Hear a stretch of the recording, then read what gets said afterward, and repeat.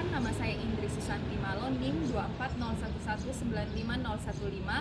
Saya adalah mahasiswa PPG Calon Guru Gelombang 2 tahun 2024 di Universitas Cendana. Hari ini saya melaksanakan praktik video pembelajaran uji kinerja di SMA Negeri 3 Kupang pada mata pelajaran matematika. Berikut ini video pembelajaran saya.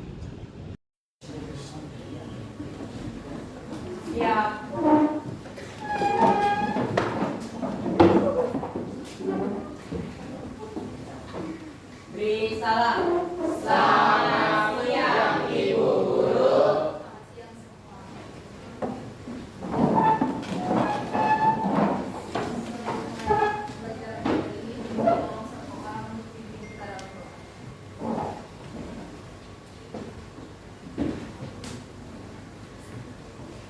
Baik, Ibu Guru dan juga teman-teman semua, sebelum kita memulai pembelajaran pada siang hari ini, maka kita berdoa. Saya akan memimpin doa menurut agama dan saya Kristen Protestan. Mari kita berdoa. Ya Tuhan, Allah Bapa kami yang ada dalam surga, Bapa yang baik budi dan segala Bapa Kristus. Pada siang hari ini kami mengucapkan puji dan syukur kehadiratmu, kami bisa kita kasihmu Tuhan Tuhan kami di tempat ini, untuk kami boleh belajar bersama-sama. Sekarang mari kita mulai pembelajaran matematika dan Tuhan memberkati pembelajaran ini agar boleh berjalan dengan baik dari awal sampai akhir. Ini doa dan harapan kami di dalam nama Tuhan Yesus kami berdoa. Selamat siang. Siang. Bagaimana kabarnya kalian hari ini? Baik. Sudah siap untuk belajar? Sudah. Oke, sekarang kita absen dulu ya. Alfarode, Bernardina, hadir Ibu. Boka, Brian, Gracius, Peter, Silvani, hadir Ibu. Oke, jadi yang tidak hadir ada 4 orang. Oke, sebelum mulai pelajaran, Ibu mau mengingatkan lagi mengenai kesepakatan kelas kita bersama. Masih ada yang ingat? Apa saja kesepakatan kelas kita? Kita berdoa. Apa lagi? Tidak menggunakan aplikasi pendidikan. Ya, betul. Terus apa lagi? Yang paling penting itu kita harus saling menghargai satu sama lain. Oke, Ibu mohon kerjasama kalian ya biar pembelajaran kita hari ini berjalan. Oke, sekarang kita akan mempelajari materi tentang diagram pencar. Ada yang sudah pernah dengar tentang diagram pencar? Belum? Oke. Ada satu orang yang bisa tolong baca? Rinci, tolong baca. Apakah kalian pernah melihat hubungan antara waktu belajar dan nilai ujian? Bagaimana hubungan itu? Kira-kira kalian pernah lihat tidak hubungan antara waktu belajar dengan nilai ujian yang dihasilkan? Pernah? Nah, masalah ini itu kita bisa menggunakan konsep diagram pencar. Nah, diagram pencar ini kita pelajari itu penggunaannya itu sangat banyak. Misalkan kita bisa memahami hubungan antara dua variabel, hubungan antara jam belajar dengan nilai ujian yang tadi. Terus juga kita bisa untuk memahami hubungan antara biaya iklan dengan penjualan produk. Untuk belajar diagram pencar ini dasarnya itu kita harus belajar yang namanya diagram kartesius. Nah, sekarang Ibu mau tanya dulu, ada yang tahu apa itu diagram kartesius? Silakan. Diagram kartesius juga dikenal sebagai sistem koordinat kartesius adalah suatu sistem koordinat yang digunakan untuk menunjukkan posisi titik-titik dalam suatu bidang menggunakan dua garis bilangan yang saling tegak lurus, yaitu sumbu X aksis dan sumbu Y koordinat. Oke, jadi jawaban yang teman kalian berikan itu sudah benar. Kita tepuk tangan. Ada lagi jawaban yang lain? Apa yang dimaksud dengan diagram kartesius? Ada lagi jawaban yang lain?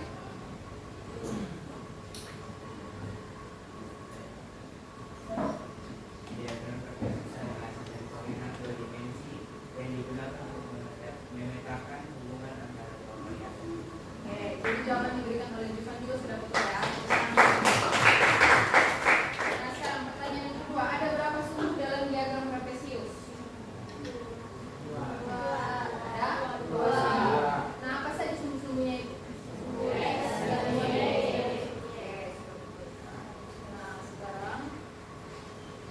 tujuan pembelajaran kita hari ini itu yang pertama, peserta didik diharapkan dapat menggambarkan diagram pencar atau scatter plot dari data bivariat dengan benar. Dan yang kedua, menjelaskan hubungan antara dua variabel numerik berdasarkan diagram pencar yang sudah digambar.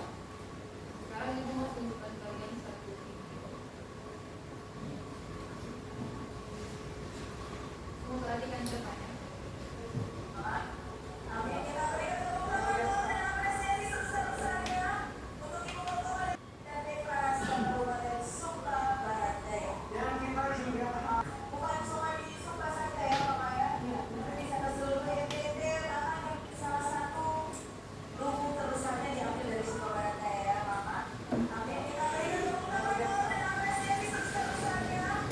Oke, semua sudah nonton? Tadi kalian nonton video apa? Tadi itu proses penenunan kain dari Sumba Barat Daya. Nah sekarang coba kalian ingat-ingat, dari daerah asal kalian itu ada tidak yang maksudnya menghasilkan kain tenun atau kain adat? Ada. Coba salah satu kasih contohnya. Dari daerah mana? Dari mana? Alor itu nama kain tenunnya apa? Kain sebenarnya kurang tahu namanya, tapi kalau yang dari alat pantat itu motifnya biasa pakai bentuk hewan, jadi bisa berupa bentuk gajah atau ikan. Yang lain ada dari tempat yang lain, dari daerah yang lain. Yang dari Rote mungkin ada? Siapa yang dari Rote? Nanti Kezia? Ada tidak kain tenun dari Rote? Ada. Jadi semua daerah itu pasti memiliki kain tenun. Nah sekarang berdasarkan video yang kalian sudah nonton tadi itu, kira-kira bagaimana jika kalian ingin mengetahui lama penenunan kain tenun atau selendang dengan panjang selendang yang dihasilkan? Kira-kira konsep matematika apa yang bisa kalian gunakan? Pak? Konsep diagram? Pencar. Jadi kalian bisa menggunakan konsep diagram pencar untuk memahami atau mengetahui hubungan antara lama penenunan kain tenun itu dengan panjang kain yang dihasilkan. Nah sekarang ibu minta kalian untuk duduk secara berkelompok. Secara berkelompok, satu kelompok itu terdiri atas 5 sampai 6 orang.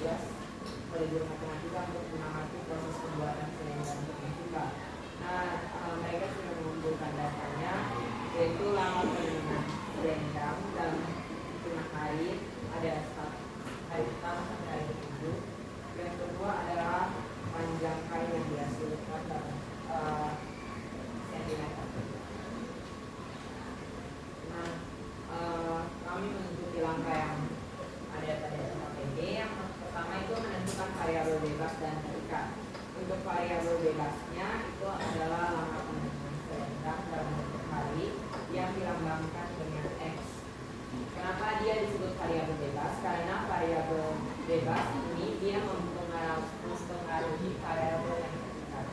Jadi dia berdiri sendiri. Yang selanjutnya adalah variabel terikatnya yaitu panjang kain yang dihasilkan dalam satu sentimeter. Dia disebut variabel terikat karena dia dipengaruhi oleh variabel.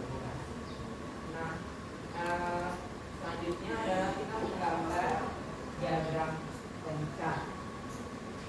Nah, sumbu Y itu sama seperti tadi yang saya bilang bahwa ini panjang kain yang dihasilkan dan sumbu X itu lama penyembuhan. Sesuai datanya dalam satu hari panjang kain yang dihasilkan itu adalah 220 cm. Normal kalau ini gambar agak miring karena ada. Yang kedua adalah di hari kedua panjang kain yang dihasilkan itu adalah 480 cm. Pada hari ketiga atau 3 hari lamanya panjang kain yang dihasilkan 690 cm. Pada hari lamanya itu panjang kain yang dihasilkan 850 cm. 5 hari lamanya itu 1250 cm. 6 hari lamanya itu 1300 cm dan 7 hari lamanya yang dihasilkan adalah panjang kain yang dihasilkan itu 1620 cm. Jadi ini merupakan diagram besarnya dari masalah pertama. Nah, untuk derajat korelasinya ini merupakan derajat korelasi yang sempurna. Artinya sebaran titik yang jatuh pada sebuah garis lurus jika memang seperti gambar di depan dengan nilai variabel penyebabnya yaitu X tertentu, kita dapat memprediksi secara pasti berapa nilai variabel penyebabnya. Yang kedua arah korelasinya yaitu korelasi yang positif karena X dan Y itu yang sama-sama meningkat atau naik. Yang ketiga bentuk tren data. Bentuk tren data itu bentuk tren datanya yaitu linear karena dia berbanding lurus atau seperti garis lurus. Kalau non linear ini saya bisa sampaikan.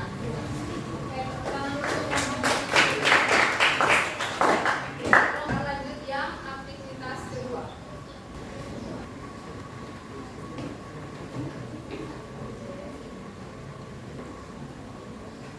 Selamat siang Ibu dan teman-teman. Kami dari kelompok 3 ingin mempresentasikan hasil diskusi kami. Masalah kedua, Pak Rudolf adalah seorang guru matematika di SMA Negeri 3 Kupang. Beliau tertarik untuk mengetahui budaya menabung yang terjadi di sekolahnya. Beliau juga ingin melihat hubungan antara besarnya uang jajan peserta didik dengan besarnya yang akan ditabung oleh peserta didik. Beliau memilih 8 alat secara acak untuk memperoleh data terkait. Berikut adalah data-data yang diperoleh. Nah, untuk tabel data yang bisa dilihat di RKPD-nya, yaitu untuk melihat hubungan antara besar uang jajan peserta didik dengan besar uang yang ditabung. Pak Rudolf menggunakan diagram pecah. Nah, ini dia diagram pecahnya. Pada hari pertama, siswa menabung sebesar 5.000. Pada hari kedua, siswa menabung sebesar 15.000. Dan pada hari ketiga, siswa menabung sebesar 20.000. Pada hari keempat sebesar 20.000 dan 25.000. Dan pada hari kelima sebesar 30.000 dan hari ke-10 sebesar 40.000 dan pada hari ke-12 nabung sebesar 50.000. Nah, jadi berdasarkan diagram pecah di papan dapat dilihat bahwa pola penyebaran titiknya baik dari kiri ke kanan atas. Sekian presentasi dari kelompok kami. Terima kasih. Oke, terima kasih.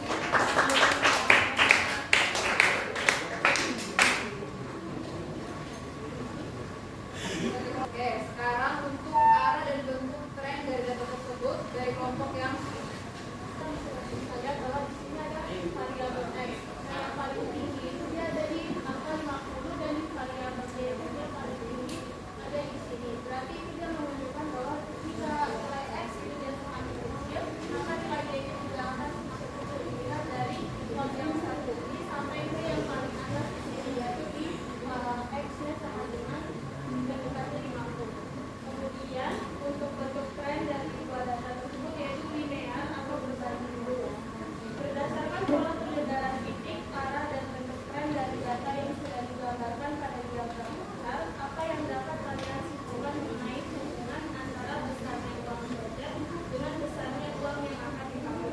Kesimpulan yang dapat kami ambil berdasarkan pola penyebaran titik, arah dan bentuk tren dari data di atas, yakni semakin besar uang jajan, maka uang yang ditabung pun akan semakin besar.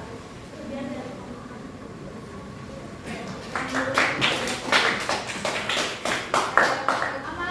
yang lain bagaimana? Sama atau ada yang beda? Oke, jadi yang untuk aktivitas satu itu kan kita disuruh untuk menggambar diagram pencar dari masalah yang dikasih. Nah, langkah-langkah untuk menggambar diagram pencar itu pertama kita harus menentukan variabel bebas dan variabel terikat. Dari masalah yang sudah dikasih itu variabel bebas itu apa? Ya, variabel bebas itu arah penentuan yang dinyatakan dalam X, dan variabel terikatnya itu adalah yang lain yang dihasilkan yang dinyatakan dalam Y. Jadi kita tinggal plot titik-titiknya sesuai dengan data yang sudah ada. Oke. Jadi yang waktu kita satu semuanya sudah paham. Atau ada yang mau tanya? Sudah. Kalau sudah berarti kalian sudah bisa catat ya. Kalau yang jawabannya salah tercatat. Tapi kalau yang sudah betul berarti sudah pas. Oke, jadi yang pertama-tama sama kayak tadi kita harus menentukan variabel bebas dan variabel terikatnya. Nah, variabel bebasnya itu apa? Variabel bebas itu besarnya uang jajan yang dibawa oleh siswa. Jadi itu masuk di X. Dan kemudian untuk variabel terikatnya itu adalah uang yang ditabung. Jadi uang yang ditabung yang kita nyatakan dalam Y. Setelah itu kita tinggal membuat plot titik sesuai dengan data yang sudah diberikan. Selanjutnya itu kan yang ditanya pola penyebaran titiknya. Nah, kalian lihat dari gambar ini. Titik-titiknya itu cenderung kemana? Dari titik dia semakin ke kanan dan semakin naik. Jadi kesimpulan yang untuk aktivitas dua ini ada yang salah itu seorang baca kesimpulan untuk aktivitas dua. Coba dari kelompok sini. Kesimpulan yang dapat kami ambil berdasarkan pola penyebaran titik, arah dan bentuk tren dari data atas itu semakin besar uang jajan berubah, maka uang yang ditabung akan semakin besar. Dari aktivitas 1 sama aktivitas 2 tadi ada yang mau ditanyakan atau ada yang masih bingung? Kalau gitu yang tanya ya. Tadi kan kalian itu menggambar diagram pencar. Nah, langkah-langkah yang paling pertama dalam menggambar diagram pencar itu apa? Kalian harus menentukan apa? Menentukan variabel bebas dan variabel terikat. Oke, menentukan variabel bebas dan variabel terikat. Nah, variabel bebas itu apa? Apa maksud dari variabel bebas? Variabel bebas variabel yang jadi dia Oke, jadi variabel bebas itu adalah variabel yang mempengaruhi variabel terikat. Sekarang, kalau variabel terikat itu apa? variabel ini variabel Jadi variabel terikat itu variabel yang dipengaruhi oleh variabel bebas. Tadi juga kalian sudah belajar arah korelasi dari data. Tadi kalian belajar itu korelasinya apa? Positif atau negatif? Atau tidak ada korelasi? Positif. Dia positif karena X dan Y dia berbanding lurus. Jadi kalau misalkan nilai X-nya meningkat, berarti nilai Y-nya juga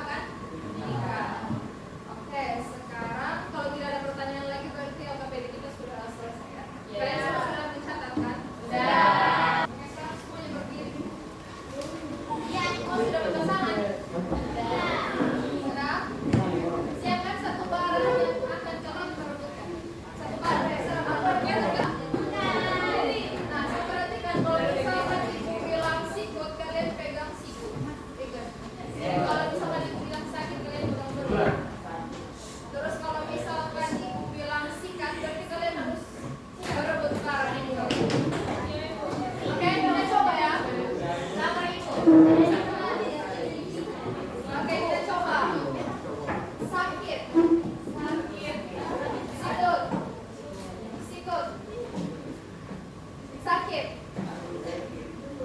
Sakit. Sikut.